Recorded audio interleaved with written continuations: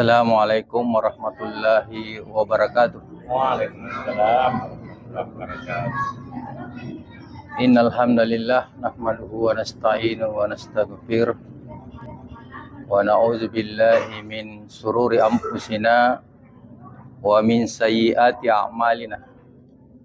May yahdihillahu fala mudhillalah wa may yudhlil fala hadiyalah.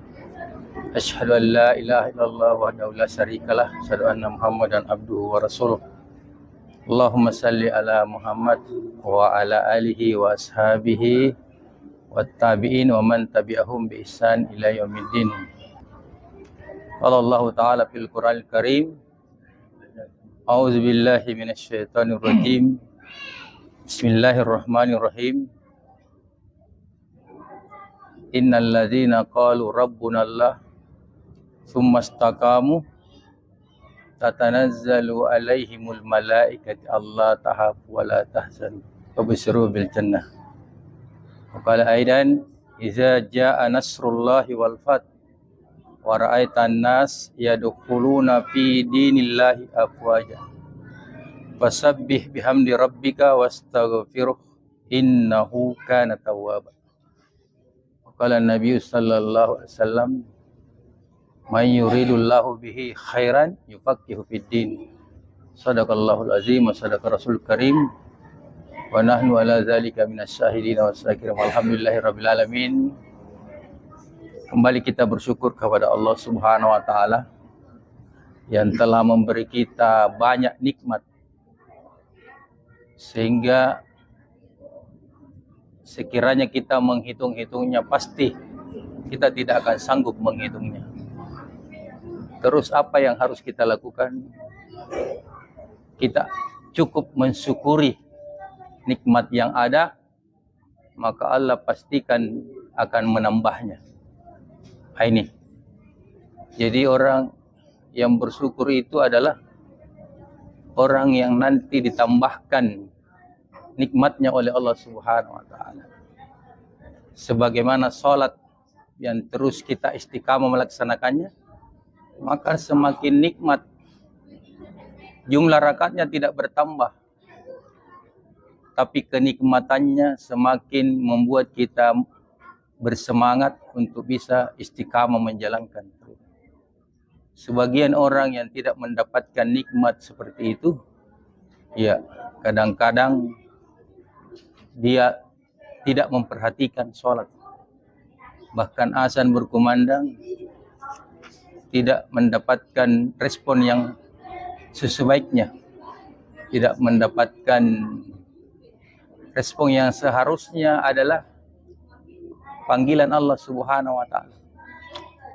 Maka hadirin yang dirahmati oleh Allah Subhanahu wa taala, kita bersyukur dalam bentuk apapun kesyukuran kita.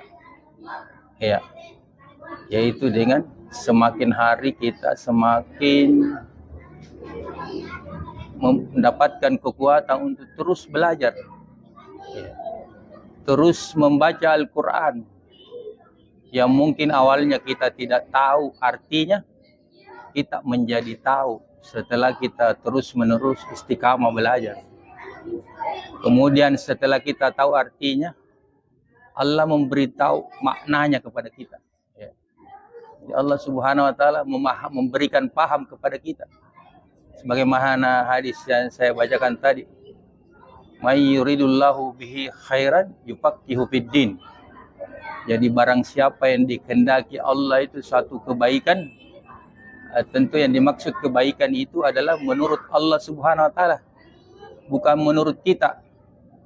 Karena kalau kebaikan menurut manusia itu beda-beda, sesuai dengan nafsunya, nafsu kita, sesuai dengan kebutuhan kita.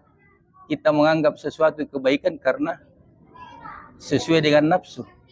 Tapi kalau kebaikan menurut Allah Subhanahu wa taala, itulah kebaikan yang akan mendatangkan pahala yang kekal sifatnya, yang nanti di akhirat kita akan dapat menikmatinya, dapat merasakannya. Ini jamaah yang dimuliakan Allah Subhanahu wa taala. Jadi istiqomah itu adalah hal yang sangat penting. Walaupun kecil amal itu, tapi kita istiqomah, maka Allah akan mendatangkan sifat ikhlas dalam diri kita. Jadi awalnya kita paksa-paksa dulu.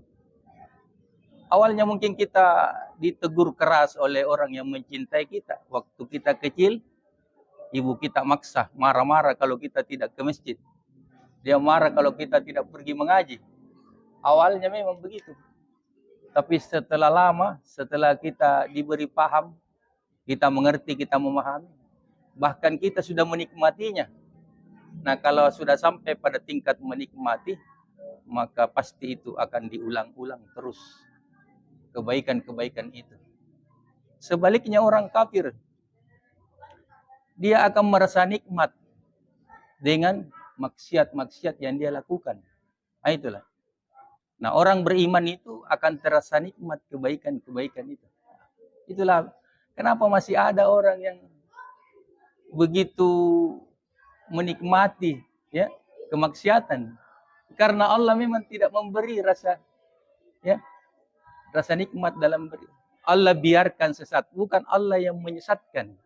Ini kadang-kadang kita dapat Quran terjemahannya ya berbeda-beda, agak mirip. Umpamanya membiarkan barang siapa yang disesatkan oleh Allah, nah, itu kurang pas. Barang siapa yang dibiarkan oleh Allah sesat. Kenapa? Karena setiap orang itu punya nafsu, dan seketika nafsu itu tidak dikalahkan atau Allah tidak memberi pertolongan kepada kita untuk mengalahkan nafsu, maka pastilah kita akan sesat. Sehingga Allah mengatakan, inna nafsa li'ammarati bisu. Sesungguhnya nafsu itu selalu mengajak kepada keburukan. Tapi Allah Maha Adil. Dia fa'alhamaha fujuraha wa taqwa. Dia ilhamkan sifat fujur dan juga sifat takwa. Tinggal kita memilih. Kalau mampu kita taklukkan nafsu kita, ikuti perintah Allah, ikuti perintah Nabi, kita tidak turut kepada nafsu kita, di mana nafsu itu adalah kendaraannya setan yang selalu berbisik-bisik. Bisiknya bukan di telinga dia bisik, tapi bisiknya langsung ke dalam hati, ke dalam sentralnya, ya, ke dalam inti kekuatan seorang manusia, yaitu di hatinya. Waswisu fi sudurin nas, dan selalu berbisik-bisik ke dalam hati. Kan biasanya kalau manusia bisik-bisik di telinga dulu, tidak langsung ke hati. Tapi ini setan diberi kemampuan oleh Allah membisikkan ke dalam hati. Maka inilah yang yang kita harus istiqamah. Kita itu hakikatnya itu berperang melawan kekafiran itu 24 jam. 24 jam, bukan hanya saat sholat, di luar sholat pun. Bahkan ketika kita mau tidur,